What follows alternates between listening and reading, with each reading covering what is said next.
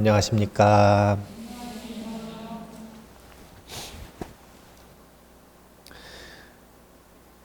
봉선사에서 불교 작가들이 모여가지고 템플스테이를 한다 그래서 불교라고 하는 인문 고전에서 미술 작가, 글 작가, 그림 작가들 이분들이 컨텐츠를 찾고 싶어 하더라고요.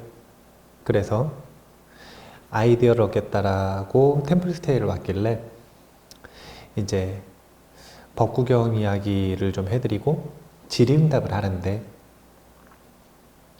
아무래도 그 컨텐츠, 불교라고 하는 인문고전 속에서 컨텐츠를 찾아내고 싶은 사람들에게 있어서 이 죽음이라고 하는 요소는 굉장히 흥미로운 요소였던 것 같아요. 한 작가님이 이런 질문을 하더라고요. 어떤 질문을 하냐면,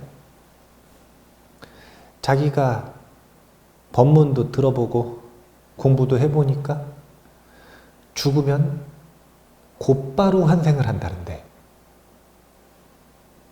그러니까 죽음 이후에 중음이라고 하는 아직 다음 생을 받기 전에 그런 기간이 없이 곧바로 환생을 한다던데, 7일, 49일이라고 하는 기간 동안 이 제를 지내고 기도를 하는 것들이 어떤 의미가 있습니까? 이런 질문을 하더라고요. 이제 그분이 어떤 공부를 했는지 정확히는 모르겠으나 그와 비슷한 의견을 가지고 있는 게 어디냐면 초기 불교예요. 초기 불교 속에서 보면 죽음 이후의 세계에 대해서 자세하게 언급을 안 하시는데, 어떤 특정한 경우에 죽음을 맞이하셨는데 곧바로 천상에 태어나셨다, 또는 죽음을 맞이했는데 곧바로 지옥에 떨어졌다, 이런 언급들이 있거든요. 그러니까 죽음을 맞이한 다음에 곧바로 다음 생을 받는 줄 아는 거예요. 그런데 이제 부처님께서는 특징이 사람들이 가지고 있는 이상학적인 질문들, 그러니까 감각기관으로 확인하기가 어렵고 비상식적인 이야기들은 사실은 좀 배제하고 설법을 하시는 게 석가모니 부처님의 특징이에요. 그런데 이게 이제 그 이후의 세계들, 그 이상의 세계들이 없어서 그러는 게 아니라 여기에 대한 관심들, 그러니까 신기한 것들에 대한 관심들이 깊어지면 자기의 삶에 대한 수행을 하는 데 있어서 방해가 되는 요소가 되기 때문에 배제하신 거지, 얘기를 전혀 안 하신 안 하신 것은 아니에요. 이제 이후에 인도 자체에도 정신문화라고 하는 게 있고, 그게 이제 힌두죠. 부처님 당시엔 브라만교였고, 바라문교, 그리고 중국으로 넘어오면 또 중국과 한국 그리고 일본에 이 고유의 정신문화들이 있는데, 그런 문화들 속에서 우리가 공통되게 나타나는 이 특징들이 있어요. 사실은 서양까지 포함해서요. 죽음 이후의 세계에 대한 공통적인 특징들이 있어요. 공통적인 특징들.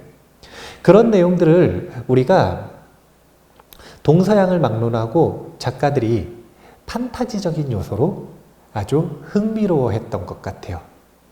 제가 그래서 불교의 죽음 이후의 세계관에 대해서는 공부하고 싶다면 평화로운 죽음 기쁜 환생을 한번 보는 게 좋다. 왜냐하면 티베트 사자해설을 직접 보면 좋은데 그게 어려우니까 주석서인 평화로운 죽음 기쁜 환생을 한번 봐보는 게 좋다.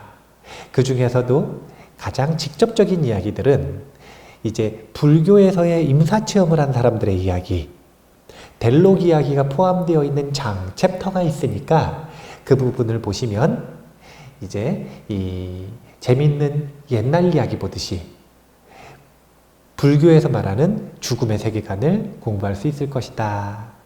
이렇게 제안을 해줬어요. 우리가 죽음 수업을 통해서 죽음 이후의 세계에 대해서 사실은 불교는 엄청나게 다양한 자료들과 연구가 되어 있습니다. 물론 그것이 지금 현대인들이 말하는 과학적이냐, 여기서 말하는 과학적이다, 이건 무슨 뜻이냐면 수학으로 증명했느냐, 그리고 실험으로 증명했느냐인데, 그러냐고 물어보면 그렇진 않죠. 하지만 분명한 건 자료들이 있다는 거예요. 그리고 그런 자료들을 가지고 이런 학술적인 내용들을 이야기할 수도 있겠지만, 그런 것보다는 죽음 이후에 경험을 하고 돌아온 사람들의 이야기를 통해서, 제가 죽음 수업은 항상 어떻게 보시는 게 좋다 그랬냐면 판타지 보듯이 그렇게 가볍게 생각을 하고 한번 들어보시면 얻는 바가 있을 것이다 라는 이야기를 했습니다. 지금까지 여러 사람의 사실은 임사체험 이야기를 본 건데요. 오늘도 아주 특별한 사람의 이야기를 보려고 그래요. 오늘은 좀 수행을 많이 하신 분의 임사체험 이야기입니다. 그런 특징이 있어요. 그게 뭐냐면 이분은 지금까지 델록들은 대부분 종교가 뭐였냐면 티베트 불교였잖아요. 그런데 이번에는 불교 신자가 아니에요. 불교가 아니라 티베트 토착 종교 중에 벤교라고 하는 종교가 있습니다. 벤교의 신자가 죽음을 맞이했을 때 경험을 했었던 임사체험 이야기예요. 이게 아주 재밌는데요. 이 벤교의 사실은 뛰어난 수행자였던 것 같아요. 그래서 그분이 가지고 있는 현상을 꿰뚫는 바냐바라멜의 힘이 죽음 이후의 경험들 속에서 어떻게 도움이 되는지가 잘 묘사가 되어 있으니까 한번 보시면 좋을 것 같아요. 우리가 진리를 공부해서 무엇에 쓸 거냐? 여기 보면은 죽음 이후에 쓰는데, 그럼 죽을 때까지 못 쓰느냐? 반복해서 이야기하지만 죽음과 삶은 그냥 똑같은 경험이라는 것. 그래서 죽음 이후에 쓸 수 있다면 삶 속에서도 아주 복잡다단한 현상들을 꿰뚫어서 그 있는 그대로의 진실을 아는데 진리에 대한 배움은 큰 도움이 된다는 것을 한번 같이 공유해 보셨으면 좋겠습니다. 한번 읽어볼 건데요. 다 같이 한번 읽어볼까요? 융퉁은 벤포, 즉 티베트 토착 종교인 벤교의 신도였다. 다음의 델록 이야기는 우리에게 어떤 신앙을 믿든 진실한 기도는 죽을 때 도움이 된다는 걸 보여준다. 이제 우리가 삶을 살아가다 보면 아직까지 어떤진 모르겠어요. 개개인이 다 다를 수가 있는데 아는 분들이 돌아가시는 경우들이 있습니다.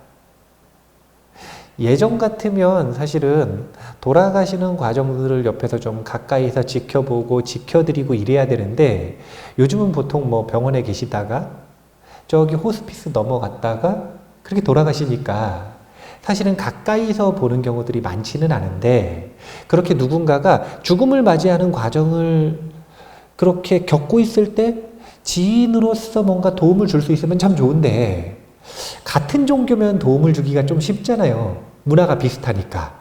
그런데 만약에 다른 종교면 어떻게 해야 되는가? 이런 것들을 오늘 힌트를 한번 찾아보셨으면 좋겠어요. 계속 한번 읽어볼게요.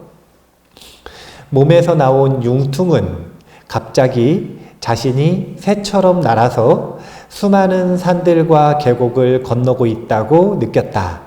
그는 인간과 동물의 해골더미로 장식된 높은 산길을 보았다.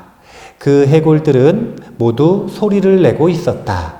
갑자기 그의 수호신인 신성한 여인이 무명 드레스를 입고 머리에는 공작 깃털 3개를 꼽고서 그의 앞에 나타났다.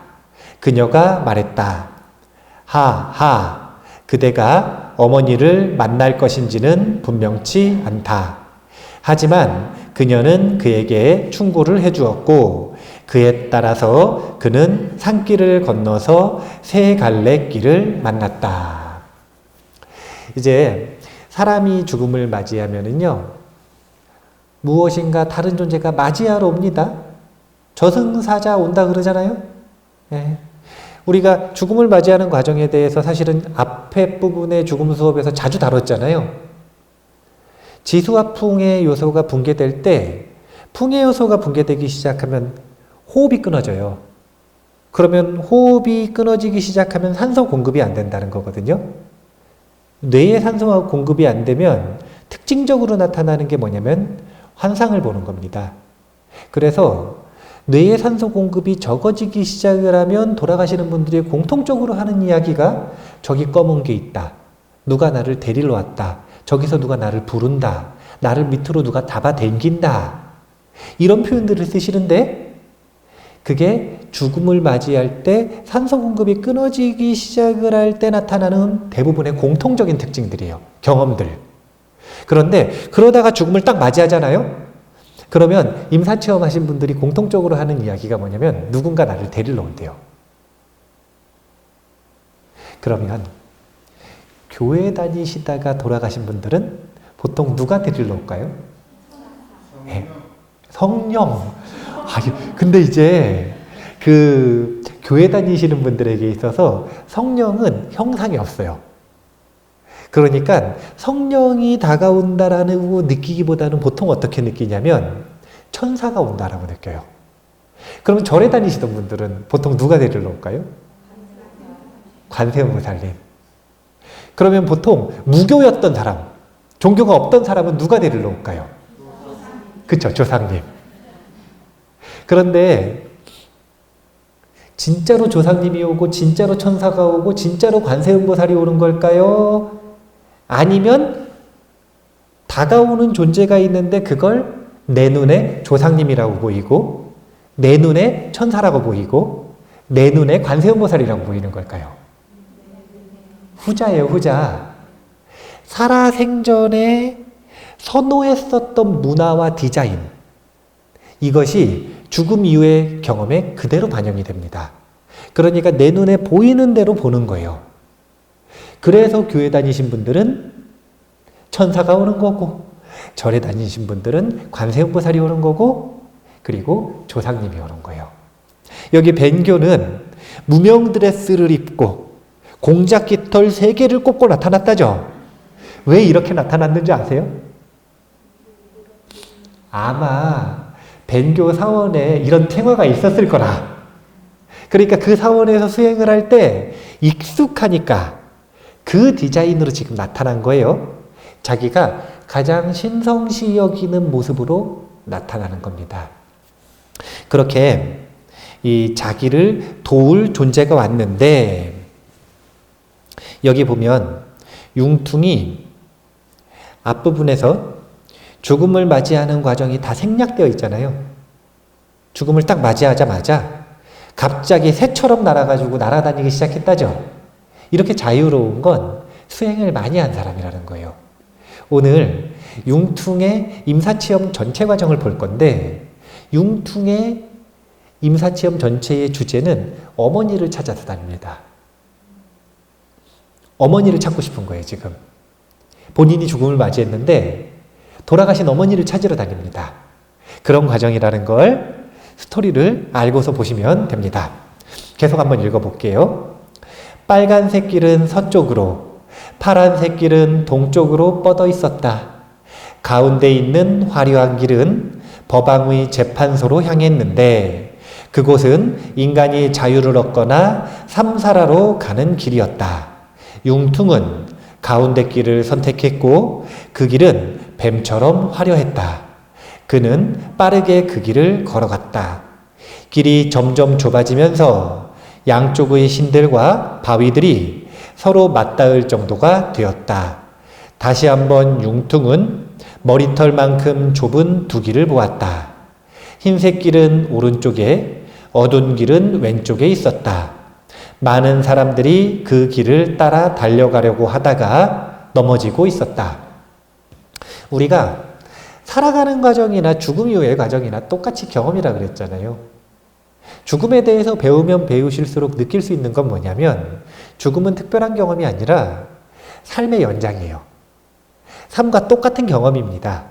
그런데 낯선 경험일 뿐이에요. 왜 낯서냐면 살아가는 방법들은 우리가 태어나자마자 계속 배우잖아요. 친구한테 배우고 부모한테 배우고 TV에서 배우고 책에서 배우고 학교에서 배우고 그러니까 많이 배워서 안다고 착각을 해요. 사실은 어떻게 살아야 될지 모르면서. 죽음은 반대라. 죽음에 대해서는 안 배워요. 그래서 진짜 많이 죽어봐가지고 친숙하면서 모른다라고 생각을 해요. 삶은 모르면서 안다고 생각을 하고 죽음은 알면서 모른다라고 생각을 한다. 이유는 다른 게 아니라 지금 이 순간에 나에게 쌓여있는 학습, 배움의 양이 적기 때문에 그렇습니다. 근데 배워보면은요, 삶과 별반 다를 게 없다라는 걸 알게 돼요. 일단 죽음을 막 뭐 특별한 거다, 무서운 거다 이렇게 생각하는 관념부터 버려야 그래야 죽음을 제대로 공부하고 제대로 준비를 할 수가 있습니다. 이제 삶이랑 똑같아요. 선택의 여정이에요. 선택의 여정. 여기 보면 처음에 세 갈래 길이 있었다 그러잖아요. 나중에 또 두 갈래 길이 또 나왔다 그러죠. 한번 상식적으로 생각을 해보세요. 자, 밝은 길이 있고 어두운 길이 있어요. 그럼 어디로 가야겠어요? 너무 당연하게 아시겠죠? 네.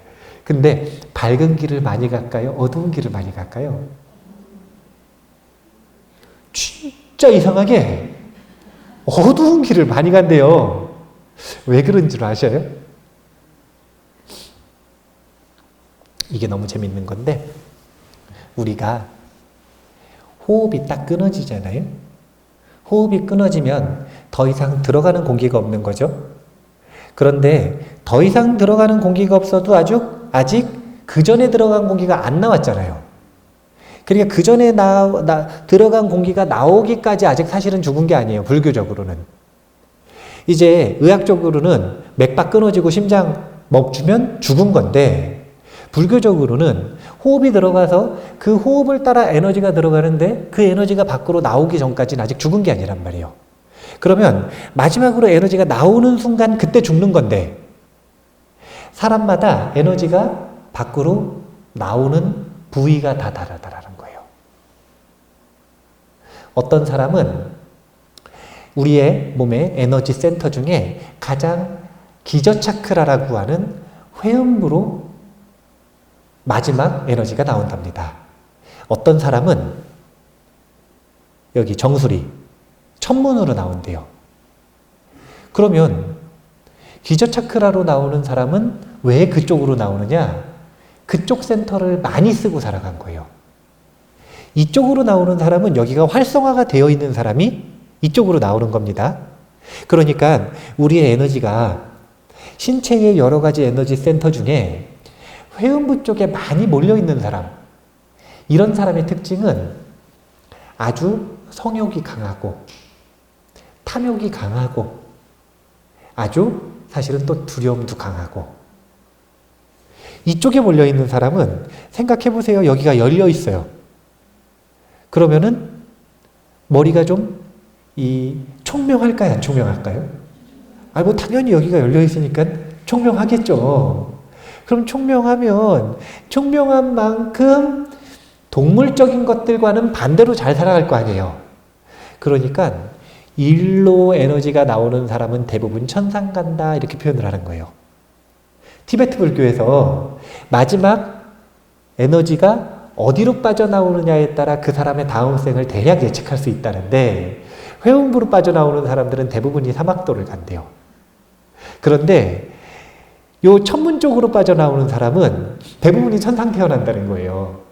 그런데 이게 다른 게 아니라 살아생전에 어떻게 살았느냐에 따라 여기가 활성화가 된 사람이 있고 아랫부분 기저차크라가 활성화가 된 사람이 있는 거예요. 이 얘기는 무슨 얘기냐면 아래로 빠져나온 사람들은요, 흰 길과 검은 길이 있잖아요. 그러면 흰 길과 검은 길을 반대로 본답니다. 그 사람 눈에는 흰 길이 검은 길로 보인대요. 검은 길이 흰 길로 보인대요. 그래서 검은 길을 선택해서 가는 거예요. 왜? 지금 보면은 흰 길과 검은 길 중에 뭘 선택해야 당연히 맞는 건가요? 그런데 왜 검은 길을 선택해서 가느냐? 그 사람 눈엔 그게 흰 길로 보이니까. 제가 이야기하죠. 살아생전의 경험하고 똑같다고. 선배들이 보기에 그게 후배든 자녀든 상관없이 그쪽은 분명히 꽃길이 아닌데 가시밭길인데 자꾸 선택하는 후배들이 있죠. 왜 선택하냐면 꽃길로 보이니까. 이 얘기 무슨 얘기냐면 살아생전에 그래 말을 안 듣는데 죽은 다음에 말 듣겠느냐 이거예요. 죽은 다음엔 옆에서 누가 말도 안 해줘요. 그러니까 결국 자기 마음대로 가는 거라. 그래가지고 안타깝게 흰색 길이 있고 검은색 길이 있는데 검은색 길로 자꾸 가는 거예요. 그래서 제가 조언을 해드리기를 이제 죽을 때쯤 되면은 사람이 양심적으로 변하잖아요. 이제 염라대왕 만나러 가야 되는데 거짓말해서 뭐 하겠어요. 못 사는 건 못 산 거지. 잘 살았으면 당당하게 잘 산 거고, 당당하게 잘 산 사람은 죽음이 그렇게 두렵지 않아요. 아쉬울 뿐이지. 남겨두고 가는 것들이. 그런데 잘 못 산 사람이 죽음이 정말 두려워요. 그래서 비유로서 뭐라고 표현을 하냐면 도살장에 끌려가는 소와 돼지 같다 이렇게 표현을 하잖아요. 소리를 지르고 두려워하고 슬퍼하고. 그러면 자기가 그렇게 죽음이 두렵다라는 건 자기가 잘 살았다는 거예요? 못 살았다는 거예요? 그러면 자기를 잘 점검을 해봐야 돼요. 제 말을 잘 기억을 하셔야 돼요. 만약에 내가 못 살았다 그러면 인정을 해야 돼. 일단 내가 못 살았다라는 걸. 그 다음에 기억을 하셔야 되는 게 있는 거예요. 그게 뭐냐면 할 수 있으면 천문으로 나오면 좋지만 그건 어려워요. 그러니까 이거는 그냥 패스. 이건 패스. 근데 죽음을 딱 맞이한 다음에 자기가 잘 못 살았는데 흰 길과 검은 길을 선택해야 되는 순간이 오잖아요. 그러면 흰 길을 선택해야 돼요? 검은 길을 선택해야 돼요? 검은 길을 선택해야지. 자기가 생각하기에 자기가 잘 못 살았다. 그러면 스스로에게 죽기 전에 반복해서 얘기를 해줘야 돼요. 흰 길과 검은 길 중에서 선택해야 되는 순간이 오면 뭘 선택해야 되냐면 검은 길을 선택해야 되는 거예요. 자기가 잘 못 살았다면. 이게 굉장히 중요한 힌트라. 이 죽음 수업을 듣는 게 중요한 이유가 뭐냐면요. 이런 얘기를 들어 놓잖아요? 그럼 나중에 돌아가신 다음에 선택해야 되는 순간에 제 목소리가 들려요. 여기 보면 죽음을 맞이한 사람들이 내면에서 또는 외부에서 조력자들이 나오잖아요. 그 조력자가 바로 살아생전에 이렇게 입력되었던 정보들이에요. 단막, 진리의 정보들. 그래서 내가 자신이 없다. 잘 못 산 것 같다. 그러면 검은 길을 찾아가야 된다. 그래야 좋은 데 갈 확률이 있다. 흰 길 찾아가면 지옥 가는 겁니다.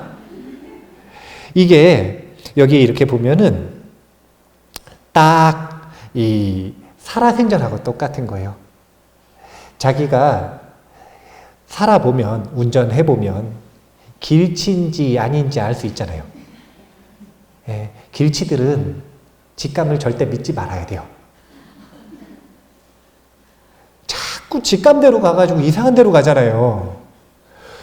아니 자기가 길친 줄 알았으면 직감을 믿지를 말아야지.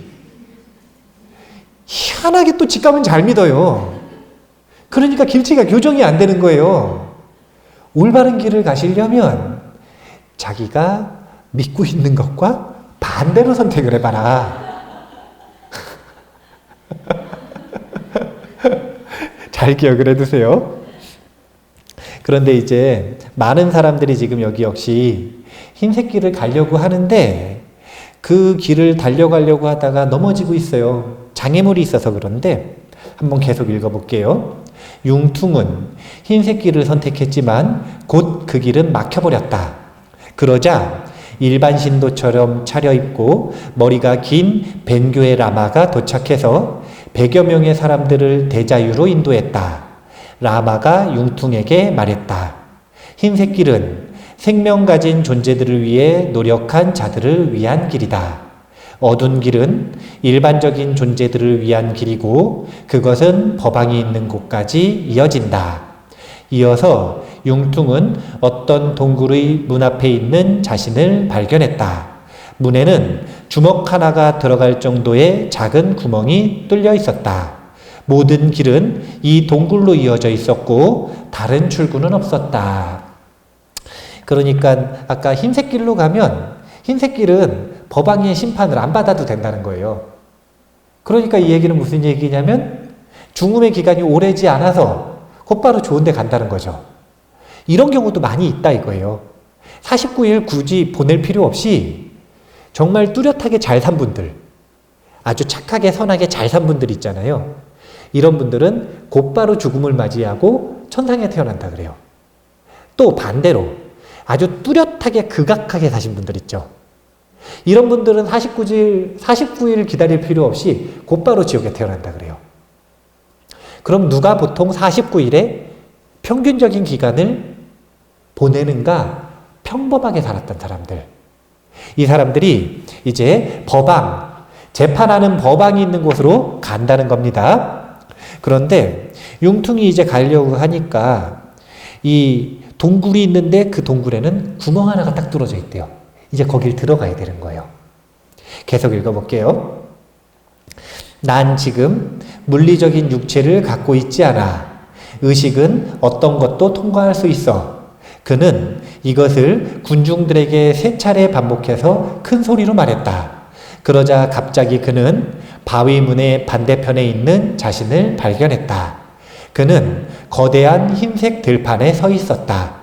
그곳에서는 산도 계곡도 보이지 않았다. 그는 생각했다. 이 벌판은 무한하지만 그것을 건너는 게 불가능하지 않아. 왜냐하면 나는 공의 상태에 있으니까.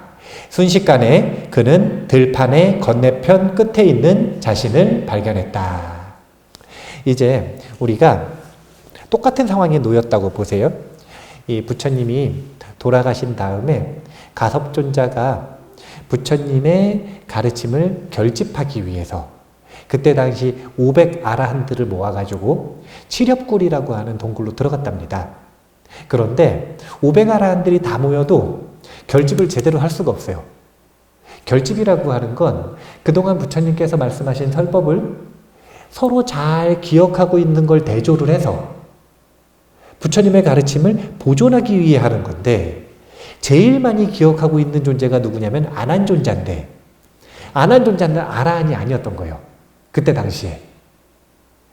아난존자가 들어와야 결집이 이루어지는데 칠엽굴에 들어오는 전제 조건이 뭐냐면 아라한이라 예외로 두고 들여보낼 수가 없는 거예요. 그래서 일주일의 시간을 줬답니다.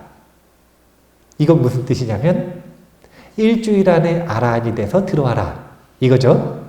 그런데 이제 다양한 전통에서 다른 고사들이 내려오는데 티베트 밀교 계통의 고사는 내용이 조금 달라요.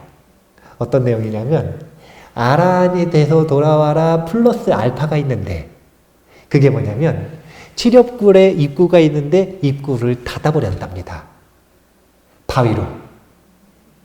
그리고 어떻게 했냐면 바늘구멍을 뚫었대요. 그리고 들어오라 그랬답니다. 이런 상황이랑 비슷하죠? 자, 바늘구멍 하나를 딱 뚫어놓고 일주일 시간 줄 테니까 들어와라. 아라한 플러스 신족통도 있어야 되죠. 그래서 아난존자가 그 칠엽굴 앞에 보면 이 이렇게 높이 있는 절벽이 있다 그러는데 그 절벽 위에 한 발로 서서 수행을 했다 그래요. 이게 이제 티베트 밀교 계통의 고사예요. 목숨 걸고 수행한 거죠. 그래서 신족통과 아라한과를 얻고 그 바늘구멍으로 들어가서 결집을 주도했다 그래요. 자, 이 이야기를 왜 해드리냐면 생각을 해보세요. 우리가 살아있는 건 육신을 가지고 있잖아요. 그러면 문 딱 있고 바늘구멍이 있는데 글로 들어가야 돼요. 그러면 원한다고 들어갈 수 있을까요? 없을까요? 없죠. 아라한이 되거나 아니면 깊은 산매의 힘을 얻거나 그래서 신통이 생기거나 그래야 들어갈 수가 있잖아요. 그런데 꿈꾸는 상태, 첫 번째. 그 다음 죽음을 맞이한 상태에서는 자, 생각해 보세요. 꿈속에 나는 육신이 있을까요? 없을까요? 없어요. 정신체적. 마찬가지로 죽음을 맞이한 이후의 영가들은 정신체예요. 이걸 분명하게 기억하는 사람은 어디든 갈 수 있는 겁니다. 우리가 꿈꾸는데 자기가 꿈꾸는 걸 모르는 사람은 하늘을 못 날라. 필요할 때.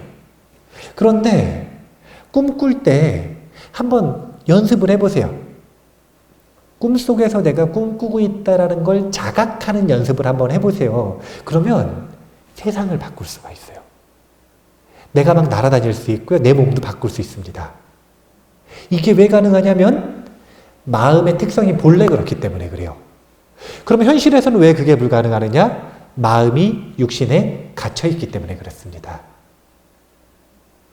이런 가르침들을 배운 사람들, 그리고 꿈속에서 정신만 있을 때, 정신체로 있을 때 자각을 하는 연습을 한 사람들은 이게 뭐냐면 담마, 법을 닫고 익힌 사람들은 이처럼 꿈만 바꾸는 게 아니라 죽음 이후의 경험들도 자유롭게 바꿀 수가 있는 거예요. 기억하자마자 바위 속으로 들어가 버렸죠. 기억하자마자 산과 계곡을 건너버리잖아요. 우리는 지금 미국, 그런다고 미국 가 있지 않잖아요. 미국 가려면 얼마나 복잡해요. 이 육신을 가지고. 돈 벌어야 돼, 일단. 이게 제일 피곤해요. 그 다음 또 비행기표 끊어야 되고, 비행기도 저번에 로스앤젤레스 갈 때 보니까 제가 23시간은 탔나? 그게 첫 비행기인데 죽을 뻔했어요. 제주도도 안 가봤는데 첫 비행기를 로스앤젤레스를 가는데 죽을 뻔했어요. 그것도 등치가 큰데 돈이 없으니까 이거 비즈니스석도 못 타고 이코노미 타고 이러고 이렇게 23시간을 가는데 저는 다음부터 비행기 타기 싫더라고요. 얼마나 피곤한 일입니까? 그런데 제가 그때 세도나 갔다 왔거든요. 이 데이비드 호킨스 박사 만나러 세도나를 갔다 왔는데 세도나 그럼 마음은 바로 가요. 세도나 그럼 마음을 바로 가버려요. 사천 케이블카 타보셨어요? 진주분들 아니세요? 그러면 천왕봉 올라가 보셨어요? 천왕봉 하면 바로 올라가잖아요. 근데 이 육신을 가지고 가려면 4시간 올라가야 되는 거예요. 이게 바로 육신이 함께 있을 때와 육신이 없을 때의 자유로움의 차이입니다. 수행을 많이 한 사람들은 육신이 없는 것에 대해서 두려움을 느끼지 않아요. 그런데 수행을 하지 않은 사람들은 수행을 했다라고 하는 건 육신 대 정신 중에 자신의 의지처가 육신 쪽에 치우쳐 있다는 걸까요? 정신 쪽에 치우쳐 있다는 걸까요? 정신 쪽에. 그러니까 위로 올라가는 거예요. 수행을 안 했다는 증거는 아래로 내려가는 건데 그게 뭐냐면 육신을 의지처로 삼고 있다는 거예요. 그래서 수행을 안 한 영가들이 처음에 육신에서 벗어났을 때 크게 두려워하는 거예요. 너무너무 두려워하는 겁니다. 왜냐면 의지처가 없으니까.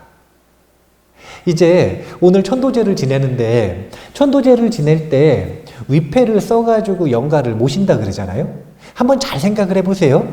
자, 영가를 모시는데 그 영가가 이미 다음 생을 받았어. 그래가지고 저기 예를 들어서 서울특별시에서 철수로 살고 있어요. 그럴 수 있잖아요. 2살배기 철수로 살고 있는 거라. 그러면 천도제 지낸다고 위패 써가지고 영가 모시면 올까요? 안 올까요? 못 오지. 어떻게 와요? 아니, 못 오지. 어떻게 와요? 아니, 살아있는 사람은 어떻게 와? 만약에 그러면은 전생에 내 부모님이나 전생에 내 아들, 딸들이 지금 천도제 지내고 있으면 저도 계속 끌려가야 되잖아요. 그럼 끌려갈 때마다 기절하나?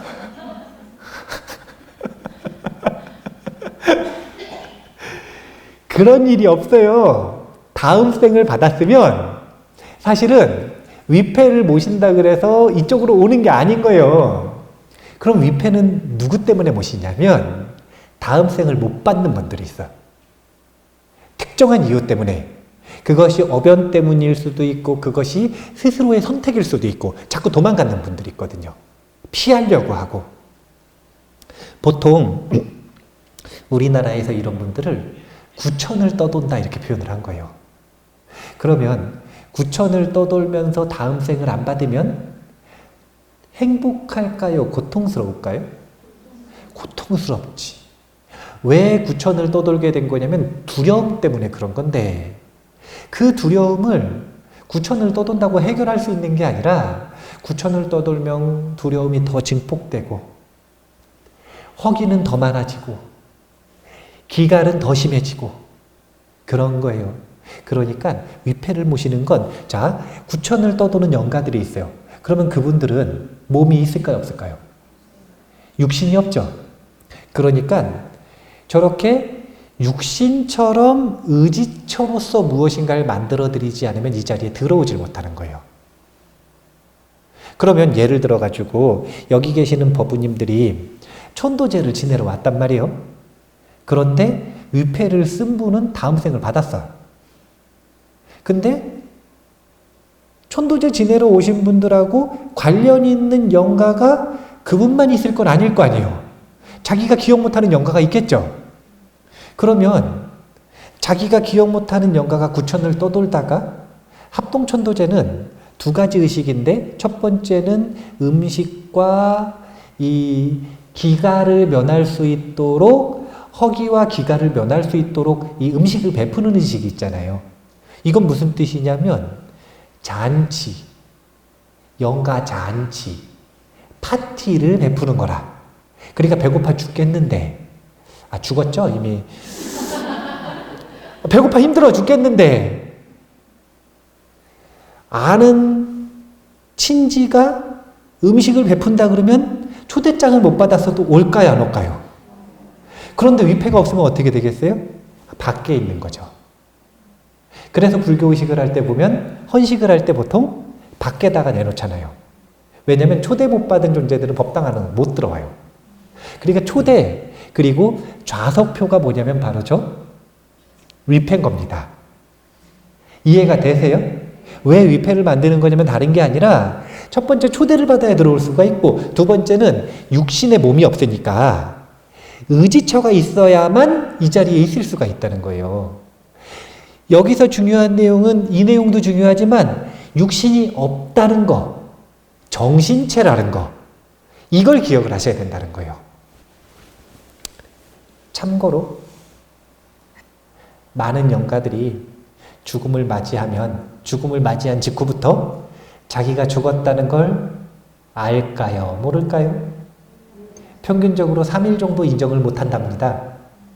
그래서 보통 한 3일 정도 자기 육신 근처에서 왔다 갔다 하는 거예요. 아직 육신과 정신의 연결고리가 완전히 끊어지질 않는다 그래요.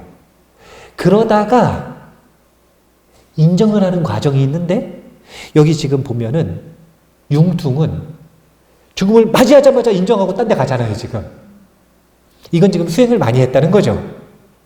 수행을 안 한 분들은 반드시 기억을 하셔야 되는 게 있어요. 그게 뭐냐면 자기가 죽음을 맞이했을 때 죽음을 맞이한 걸 빨리 알아차리셔야 되는데 그래야 빠르게 조치를 할 수가 있는데 빠르게 알아차릴 수 있는 힌트 중에 하나가 뭔가 사람들이 자꾸 나를 안 쳐다본다, 무시한다. 뭐가 내가 말을 걸어도 이 사람들이 자꾸 못 듣는다. 그럼 그 사람들이 나를 무시하거나 화가 난 게 아니라 못 듣는 거예요. 뭔가 이상한 점을 발견하시면 그림자를 보라 그럽니다. 그림자가 있는지 없는지. 왜냐하면 육신이 없이 정신체니까. 정신체라고 하는 것 이제 이해가 좀 되실 수 있겠죠? 그렇기 때문에 우리가 이렇게 내 육신으로부터 자유로워졌고 정신이 가지고 있는 힘들에 대한 배움과 수행이 있으면 죽음 이후에 이런 자유로운 경험들을 할 수 있다는 겁니다. 자, 계속 읽어볼게요. 그곳에서는 무섭고 거칠게 흐르는 세 개의 강줄기가 하나로 합쳐지고 있었다. 빨간색 강은 동쪽에서 오고 있었다. 검은색 강은 남쪽으로부터 흘러오고 있었다. 갈색 강은 북쪽으로부터 다른 강들과 만나고 있었다. 이 하나로 합쳐진 거대한 강 위에는 길고 좁은 다리 하나가 걸려 있었다. 다리 근처에는 많은 남자와 여자들이 울고 있었다. 왜냐하면 그들은 강을 건너가야 했지만 그럴 수가 없었기 때문이다. 치근한 마음이 들면서 융퉁이 그들에게 말했다. 모두들 나와 함께 기도합시다. 나는 당신들을 위해 기도하겠습니다. 그들은 모두 존경하는 태도로 그의 말을 귀담아 들었다. 온 마음을 바쳐 융퉁은 벤교와 불교의 계보를 잇는 스승들에게 모두 기도했다. 이제 이 융퉁처럼 죽음을 맞이한 이후에 스스로 어떻게 해야 되고 다른 이들을 위해서 어떻게 해야 되고 이런 알미나 연습이 되어 있는 분들은 정말 흔치 않습니다. 0.00 몇 개 붙여야 될까요? 10,000분 중에 10만 분 중에 한 분? 죽음에 대한 지식이 그만큼 우리 보편적인 인류에게 부족하다라는 거예요. 그런데 연습이 되어 있으면 스스로를 구하는 것뿐만이 아니라 이렇게 다른 존재들도 구할 수 있는 겁니다. 왜 강 밑에서 이들이 울고 있느냐? 이들은 몰라서 그래요. 아직도. 뭘 모르냐면 본인이 육신에서 벗어났다라는 것을. 그리고 육신에서 벗어났을 때 마음이 어떤 능력들을 가지고 있는지를 모르는 거예요.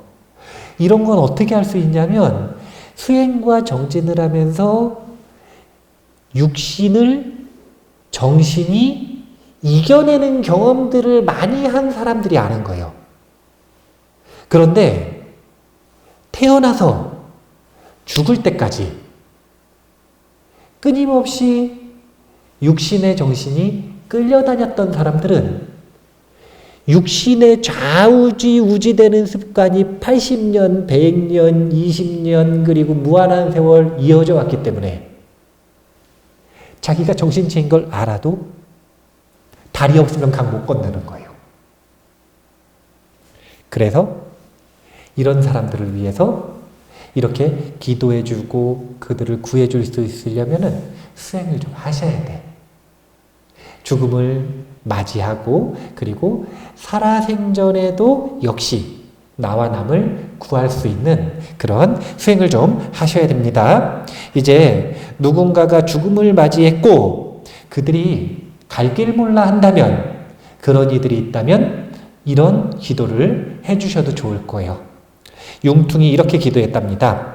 한번 같이 읽어볼게요.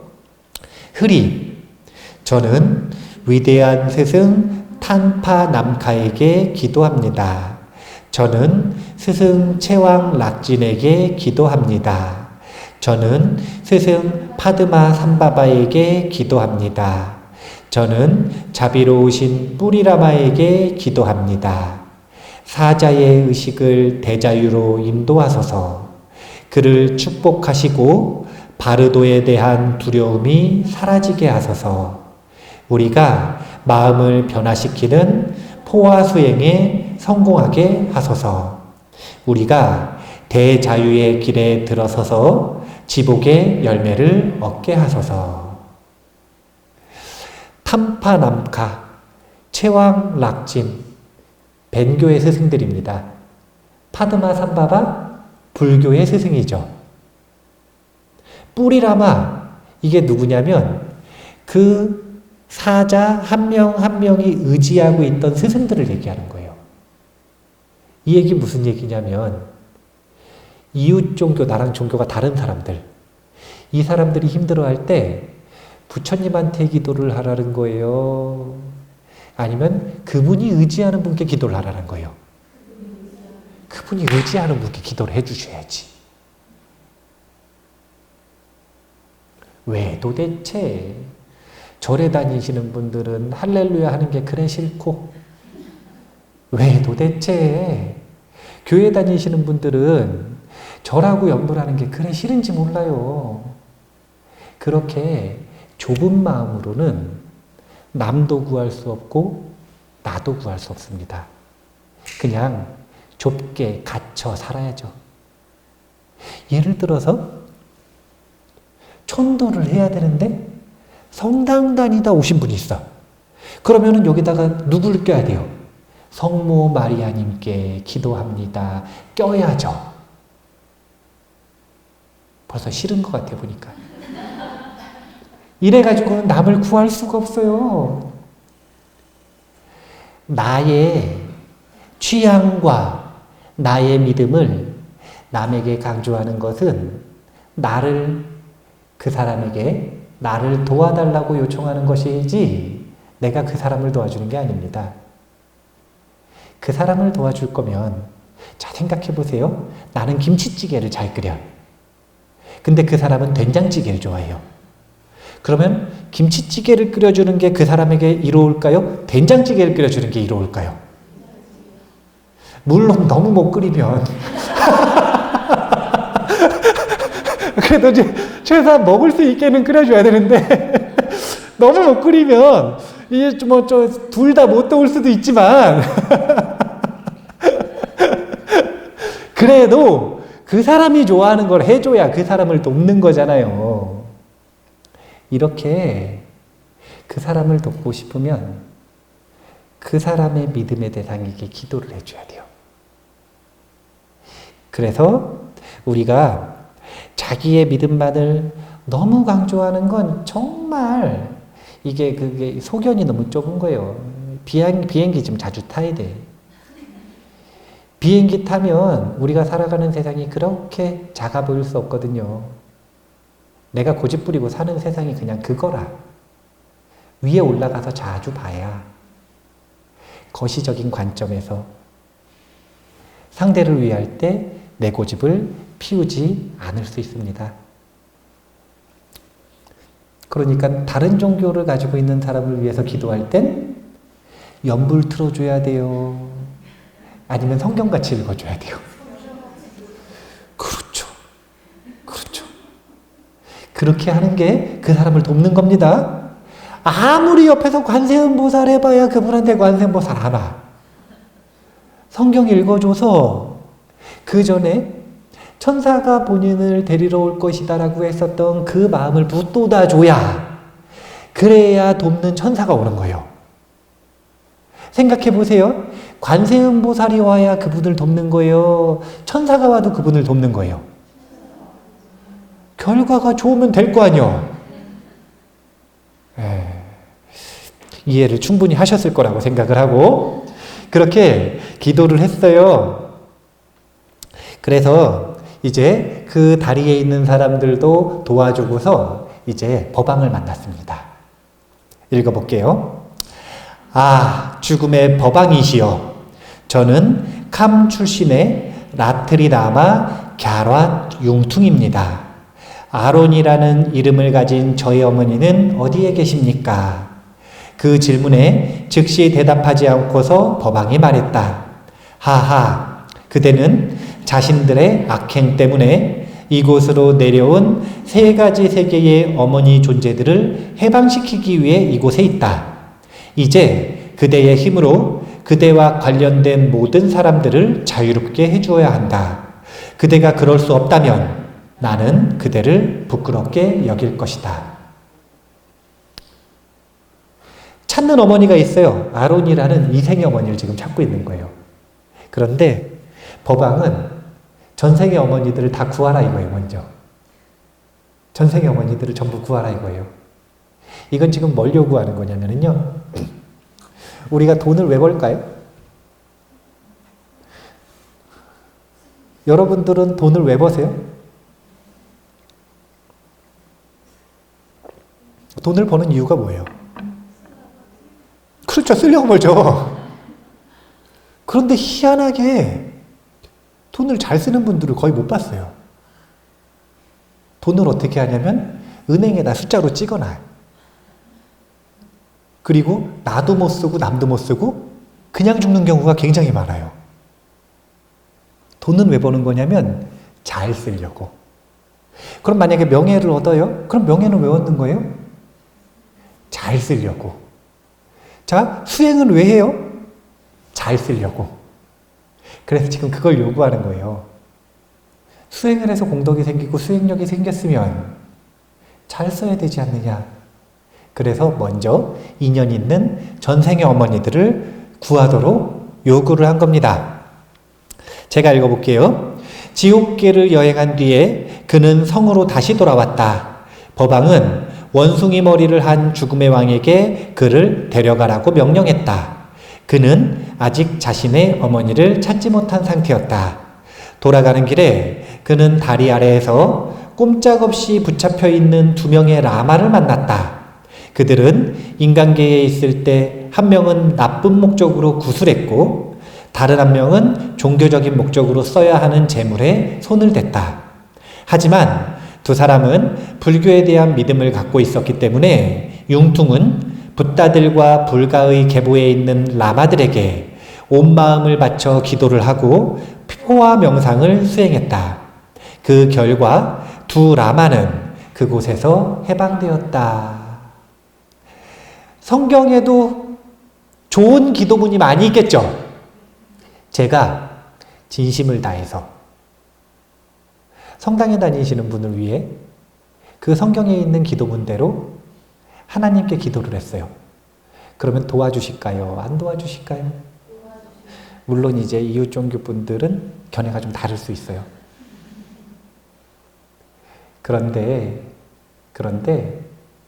이렇게 우리가 의지하는 존재들, 의지처에 있는 존재들은 사람의 마음에 감응을 하는 거예요. 언어에 감응을 하는 게 아니라. 그 언어가 하나님이냐 부처님이냐 이건 전혀 중요한 게 아니에요. 그 하나님과 부처님에게 다른 사람들을 위한 자비로운 마음을 가지고 간절하게 기도하는 그 마음의 진동에 감응을 하는 겁니다. 그렇기 때문에 벤교의 라마가 불교의 스승들에게 기도를 해도 감응을 해서 그들을 도울 수가 있는 거예요. 다시 한번 강조하지만 자기의 상에 걸려서 자꾸 다른 사람들을 위해서 내 것을 강요하지 마세요.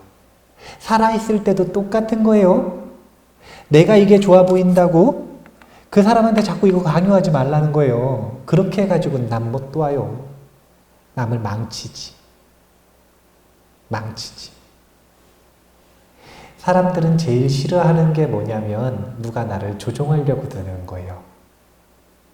사람들은 제일 좋아하는 게 뭐냐면 누군가 나를 인정해 주는 겁니다. 자비는 그 사람에게 내가 아는 오늘 옳은 길을 알려주는 게 아니라 그 사람의 있는 그대로를 인정해 주는 게 자비입니다. 이렇게 이웃 종교를 위해서 기도할 때 어떤 태도를 하는지 잘 보셔야 돼요. 오늘의 중요한 이슈 중에 하나입니다.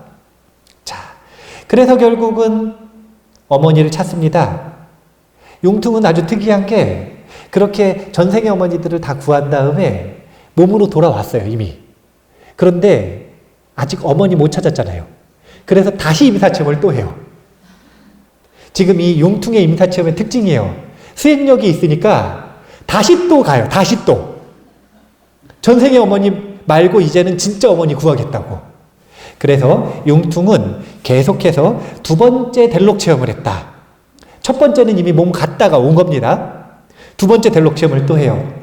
그는 첫 번째 여행에서 그랬던 것처럼 자각과 공의 결합, 이게 이제 진리의 힘인데, 공의 결합에 대한 명상의 힘을 이용하여 길을 가로질러서 바로도로 들어갔다.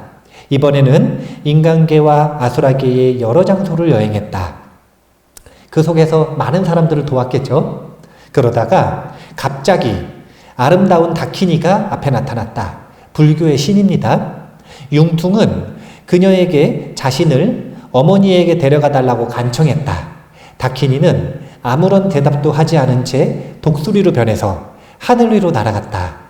자신이 실제적인 몸을 갖고 있지 않다는 걸 깨달은 융퉁 또한 단순한 바람만으로 독수리로 변신하여 높이 날아올라 다키니를 따라갔다.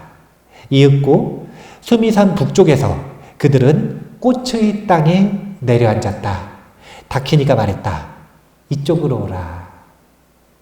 수미산 꼭대기에 있는 북쪽 땅에 꽃이 있는 땅으로 갔대요.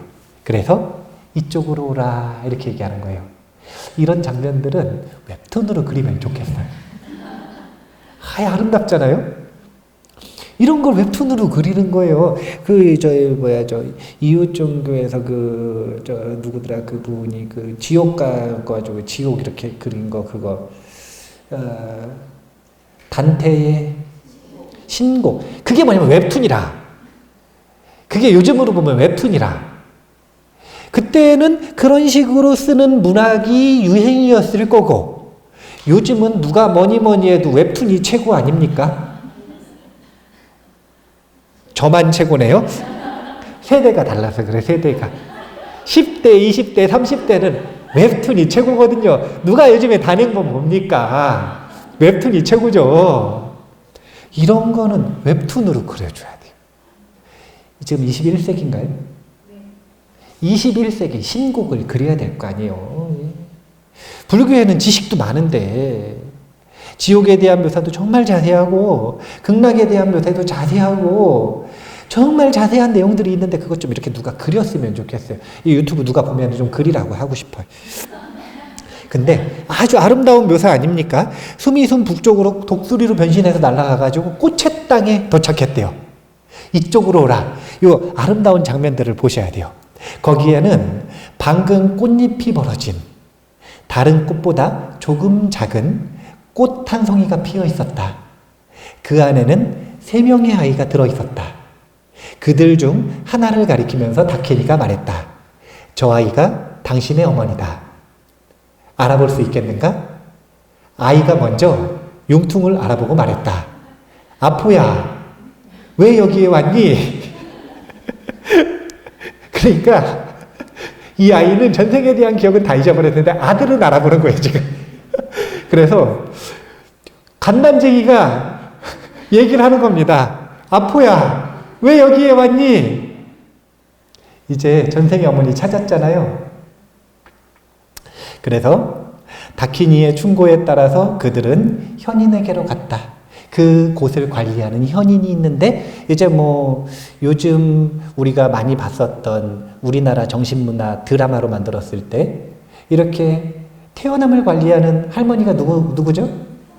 그러니까 이 현인이 우리나라로 치면 삼신할매인 거죠. 그러니까 삼신할매에게 갔다 이런 거예요. 예. 그래서 현인에게 새로 환생하는 융퉁의 어머니에게 가르침을 줄 것을 부탁했다. 현인은 그 요청을 받아들였다. 이게 바로 이제 아까 보면은 기도문 중에 한번 봐보세요. 여기 중요한 기도문 중에 우리가 맨 밑에서 두 번째 줄 보면 우리가 마음을 변화시키는 포화 수행에 성공하게 하소서 이렇게 되어 있죠. 티베트 말로 포화 수행인데 이게 우리의 언어로는 천도예요. 이게 우리말로는 천도입니다. 이게 뭐냐면은 그 정신체 영가의 의식을 옮기는 것, 이걸 포화라고 하고 이걸 천도라고 하는 거예요. 그러니까 여기가 안 좋은 곳이면 여기 있지 말고 일로 가라. 이렇게 하는 의식들이 천도제잖아요.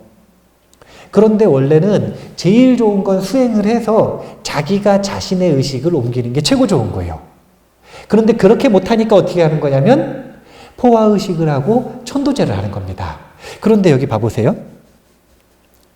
어머니를 찾았더니 어머니가 지금 다음 생을 받았어요, 못 받았어요? 이미 받았잖아요, 지금. 이런 경우에는 구천을 떠도는 영가가 아니니까 다음 생을 빨리 받아라. 이것보다 훨씬 중요한 천도가 뭐냐면 그 생에서 도움이 되는 공덕이 되는 진리의 설법을 그에게 해줄 것을 부탁을 하고 있죠. 만약에 직접적으로 이런 경험을 할 수 있으면 이게 최고예요. 근데 우리가 지금 돌아가신 어머니 찾아갈 수 있어요, 없어요? 없죠? 이럴 때는 어떻게 하는 거냐면 직접 가서 도움을 못 드리니 계좌이체를 하는 겁니다. 공덕을 지어서 그 공덕을 지정되어 있는 나의 인연 닿은 영가에게 회양한다. 왜냐하면 도움이 되라고. 이미 좋은 곳에 태어나셨다면 더 좋으라고. 너무 안 좋은 곳에 태어나셨으면 빨리 그 고통이 끝나라고. 이렇게 공덕을 회양하는 것이고, 만약에 못 태어나셨으면 이게 최고 문제라. 못 태어나셨으면. 그러면 빨리 다음 생을 받으라고 기갈과 허기를 면하게 해서 마음을 안정시키고 그리고 부처님 설법으로 길을 안내해 드리는 것. 이것이 티베트 말로는 포화의식, 우리 말로는 천도의식. 이렇게 알고 계시면 되는 겁니다. 우리는 모두 어머니에게 큰 은혜를 받았습니다. 아니신 분? 그럼 은혜를 갚아야죠? 최고 은혜를 갚는 좋은 방법은 다른 게 아니에요. 어머니에게 진리를 선물하는 겁니다. 진리가 거창하고 추상적이고 형이상학적인 걸 얘기하는 게 아니에요. 진리란 행복하게 살아가는 힘이에요. 행복하게 살아가는 힘. 내가 이거 해가지고 잠깐 행복하게 단발성으로 해드리는 게 아니라 그 사람의 마음의 질 자체가 행복에 유리하게 만드는 것, 그런 가르침들, 이런 걸 진리, 담마라고 이야기를 하는 겁니다. 그렇기 때문에 진리에는 종교가 없는 거예요. 그렇기 때문에 진리에는 나라가 없는 겁니다. 그렇기 때문에 진리에는 종족이 없는 거예요. 진리는 존재 공통이에요. 그 진리를 우리가 꼭 선물을 해줄 수 있으면 좋겠다. 내가 알아서 선물을 해주는 게 최고 좋겠죠. 이 융퉁 라마처럼 임사체험 한 다음에 못 찾았어. 그러면 다시 또 임사체험 하는 거예요. 이 정도 수준이 되면 얼마나 좋습니까? 지나가는 데마다 나하고 인연 있는 전생의 어머니들 다 구하고 있어요. 이 정도는 되면 참 좋죠. 그런데 만약에 죽을 때까지 바빠서 그렇게 수행을 못했어요. 그러면 우리가 부처님에게 의지해서라도, 부처님 말고 하나님에게 의지해서라도, 나의 신앙의 대상에게 의지해서 그분들의 공덕과 그분들의 가르침을 바탕으로 우리의 은혜 갚아야 하는 존재들에게 진리를 전달해 줬으면 좋겠어요. 그런 마음에서 우리가 천도의식을 한다라는 것, 이것을 꼭 기억을 하시고, 이제 천도제를 지낼 때 정말 중요한 게 있습니다. 그게 뭐냐면 함께 동참하시는 가족분들이 어떤 마음으로 동참을 하느냐, 이게 굉장히 중요한 거예요. 이유는 간단한데, 돌아가신 분들이 제 목소리를 알까요, 모를까요? 모르죠. 그런데 동참하신 분들 목소리는 알죠. 그럼 누구 목소리가 잘 들리냐면 가족 목소리가 잘 들리는 거예요. 그래서 가족이 어떤 마음으로, 어떤 태도로 천도의식에 동참하는가, 이것이 돌아가신 분들에게 큰 영향을 미칩니다. 그러니까 우리가 천도의식의 가장 큰 틀 두 가지가, 첫 번째는 기갈과 허기를 면하는 것, 마음을 안심시키는 겁니다. 그러하기를 기도해 주시고, 두 번째, 그렇게 안심했으면 이제 좋은 곳에 가기를, 만약에 이미 태어나셨으면 큰 공덕이 회양되기를, 내가 가질 공덕 하나 없이 전부 다 그분들에게 회양하겠다라는 마음으로 정성스럽게 천도 의식을 함께 해주시면 될 것 같습니다. 오늘 중요한 내용이 많이 있었는데요. 이웃 종교의 누군가를 위해 기도할 때 내 고집 피우지 마시고 그분들의 의지의 대상에게 기도할 수 있는 유연성을 불자들은 좀 가지고 있었으면 좋겠고요. 그렇게 의지하는 것도 중요하지만 내가 그들을 도울 수 있게 진리를, 현상을 꿰뚫어하는 반야의 진리를 살아생전에 꼭 수행하시고 배울 수 있었으면 좋겠습니다. 그것이 죽음이요, 그리고 삶, 그리고 꿈꿀 때까지 전부 자유를 우리에게 선사해 주는 힘이 있기 때문에 자유롭고 싶으시다면 진리를 배워야 된다는 것 꼭 기억을 하시고 오늘 천도제를 잘 마무리하셨으면 좋겠습니다.